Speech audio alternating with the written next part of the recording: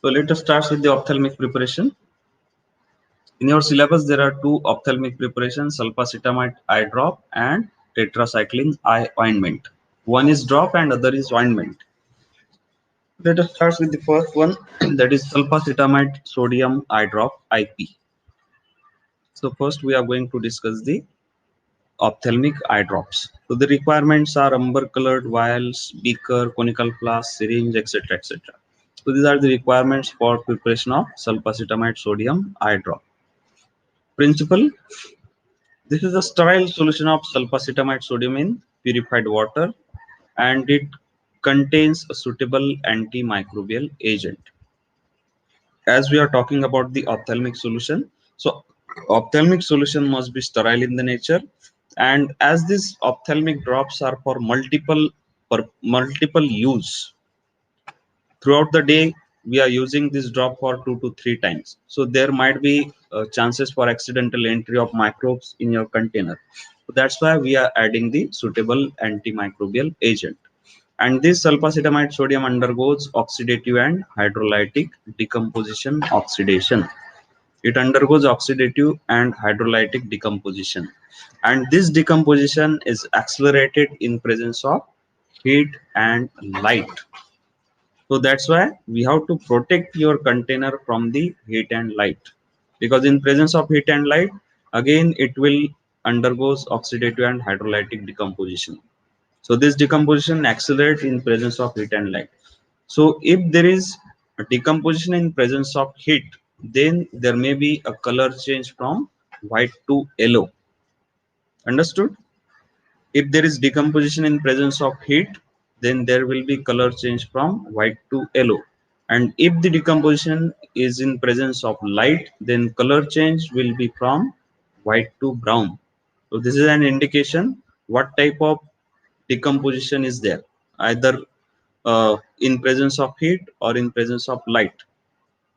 If decomposition in presence of heat, color change will be white to yellow, and if the decomposition in presence of light, then color change will be from white to brown. Okay. Then in order to protect the drug from oxidation reaction, we are going to add sodium metabisulfite. So this sodium metabisulfite will prevent the oxidation of sulfacetamide sodium. But this metabisulfite increases the hydrolytic reaction, and in order to prevent this hydrolytic reaction, we are going to replace 0.1% by sodium thiosulfate. And it also undergoes degradation in presence of the metal ions. So that's why we are going to add the disodium EDTA. So whatever the metals present in your water, whether it may be a calcium, magnesium, iron, whatever it is, so this extra ions will form chelates with the disodium EDTA, and in this way it will protect your sulfacetamide sodium. Usual strength: a weak strength of sulfacetamide sodium is available in 10%, and the strong strength 30% weight by volume. Okay, weak 10%, strong 10%, and other strength of this eye drop is 15 and 20%. So in this way, it is available in different strengths: 10, 15, 20, 30. So minimum strength is 10%, and the strong is 30% weight by volume. And the storage, as it is sensitive to heat and light, so we have to protect your eye drop from the heat and light. So we have to store your sulfacetamide sodium eye drop in a light resistant container and in a cool place, because it is heat sensitive. So that's why we have to keep it in a cool place. So eye drop should not be allowed to freeze. And the standards: sulfacetamide sodium eye drop contain not less than 95%, not more than 105%. So this is the specification of standard of sulfacetamide sodium eye drop. And the pH of this eye drop must be in between 6.6 to 8.6. Labeling instruction: the label states the name and concentration of any antimicrobial agents. As we are preparing the eye drop, so eye drop is for the multiple use, so that's why we are going to add the antimicrobial. So whatever the antimicrobial we are adding in an eye drop, we have to always mention the name and concentration of that antimicrobial. Then we have to also mention that this is not meant for the injection, it is for only for ophthalmic purpose. Solutions should be used within 1 month. Once you tear the container, once you open the nozzle of your eye drop, then the eye drop must be used within 1 month, because day by day there is multiple chances for entry of microorganism. So once you break the seal, you have to use it within 1 month. The solution should not be used if dark brown in color. If it is dark brown in color, it means that in presence of light it undergoes decomposition.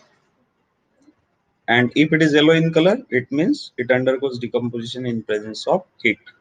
So this color are the indication of its decomposition. It should not be allowed to freeze. Then formulation consideration, solvents. So for nearly all ophthalmic preparations are prepared in a aqueous solution. And the solutes is a sulfacetamide base primarily soluble in the water. Hence it is a sodium salt is used. If we are using only sulfacetamide, then it is insoluble in the water. So that's why in order to make it soluble, we are using it salt form, sulfacetamide sodium. Then stability undergoes two types of the reaction, hydrolysis and oxidation. If it undergoes hydrolysis, it forms sulfacetamide base which precipitate out, and if it undergoes oxidation reaction, it forms azobenzenes, due to which product get discolored. Then to prevent the oxidation, following precautions are to be taken to prevent the oxidation. If oxidation is in presence of metallic ion, we are going to add 0.1% of disodium EDTA. So disodium EDTA will chelates with all metal ion present in your water, which is used as a vehicle for preparation of the ophthalmic eye drop. So this EDTA will remove the traces of metal ions and protect your sulfacetamide sodium.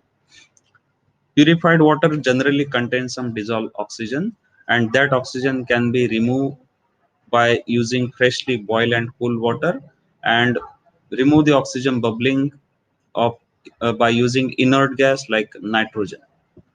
So by using inert gas nitrogen, we can remove the oxygen bubbling. Then antioxidant, as it is sensitive to the oxidation, so bisulfite ions are generally used to protect it from the oxidation. And majorly the antioxidant which is used in ophthalmic eye drop is sodium thiosulfate in concentration of 0.1 to 0.2%. Other additives like preservatives are required as it is a multi-dose preparation, and mainly we are using phenyl mercuric nitrate as a preservative. And storage, always store in amber color vials because it is sensitive to light, so that's why we have to protect the container from the light. Formula: sulfacetamide sodium. We are using the salt form of sulfacetamide because plain sulfacetamide is insoluble in the water, just like diclofenac. If you are using only diclofenac, then it is insoluble in water. So always we are using diclofenac sodium. So in the same way, instead of plain sulfacetamide, we are using sulfacetamide sodium. So if we are using 10% of sulfacetamide sodium, the pH of final solution will becomes 8 to 9. And this is highly basic solution, so it may causes irritation in your eyes. So in order to prevent the irritation, we are adding sulfacetamide base. So this sulfacetamide base is acidic in the nature, and sulfacetamide sodium is basic in the nature. So just by adding 1 or 2 drop, or just by adding 0.1% of sulfacetamide base, we can adjust the pH up to 6 to 7, which is equivalent to your lacrimal fluid. So why to add sulfacetamide base? Because sulfacetamide base 0.1% is added to adjust the pH of sulfacetamide sodium. Phenyl mercuric nitrate is used as a preservative. Sodium thiosulfate used as antioxidant. Disodium EDTA used as a chelating agent. and water for injection as a solvent. So this is working formula of sulfacetamide sodium eye drop. Then method of preparation: submit the rubber closer for treatment and use freshly boiled and cool water.